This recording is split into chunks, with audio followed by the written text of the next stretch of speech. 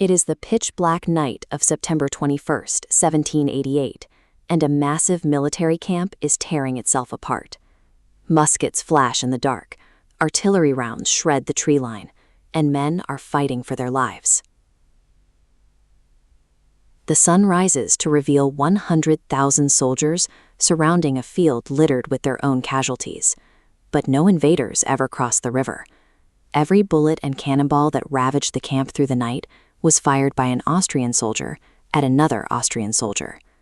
This force belonged to Emperor Joseph II. He had assembled one of the largest, most heavily equipped military machines in Europe. They were deployed near the town of Karansabes with a single, highly specific objective: form an impenetrable wall to stop the advance of the Ottoman Empire during the Austro-Turkish War. The Ottomans didn't fire a single shot that night. They hadn't even arrived yet. One of Europe's most sophisticated military machines had spent the darkness dismantling itself from the inside out. To understand how a coalition this size destroys itself, we must look at who was holding the muskets. The Austrian Imperial Army was a sprawling mix of recruits pulled from across the empire's vast territories. Austrians stood next to Hungarians, Serbians, Italians, and Poles, a fragmented force of distinct language groups. The fatal flaw was the chain of command. Orders were exclusively in German, but the majority in the trenches didn't speak it. A multilingual army operating under these conditions lacks true cohesion. It operates as a highly stressed system, perfectly primed to fracture the moment a single miscommunication occurs in the dark. That fracture started with a routine patrol. A vanguard unit of Hussar cavalry crossed the Timish River under the cover of night to scout for Ottoman positions. They didn't find the Ottomans. Instead, they found local Romanians selling heavy wooden barrels of schnapps. The Hussars bought the liquor and immediately abandoned their scouting duties to drink.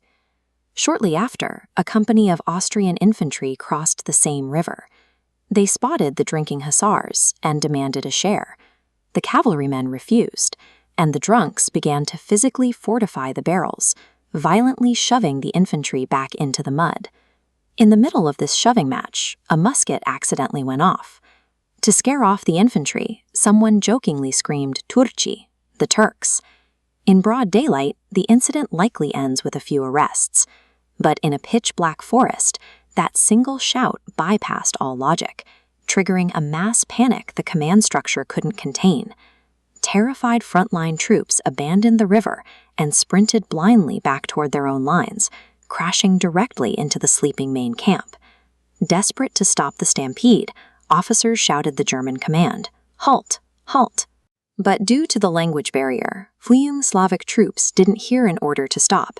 To them, it sounded exactly like the Ottoman battle cry, Allah. Believing they were being overrun by enemy cavalry, Artillery General Colloredo panicked. He ordered his batteries to open fire, sending massive cannon rounds ripping straight through his own retreating infantry. The entire camp disintegrated into total anarchy. Soldiers fired blindly at every moving shadow. In the chaos, Emperor Joseph II was knocked from his horse and trampled into a muddy creek by stampeding men. The army locked itself into a closed loop of destruction. The initial false alarm was validated by the real impact of friendly artillery. The illusion of an attack became a self-fulfilling prophecy, guaranteeing mutual destruction. When the sun finally rose over Karansabes, it revealed a sprawling landscape of shattered artillery and bleeding men. Yet there wasn't a single Ottoman casualty to be found. The internal reports documented the toll. Approximately 150 soldiers lay dead, with another 1,000 wounded and over 500 missing.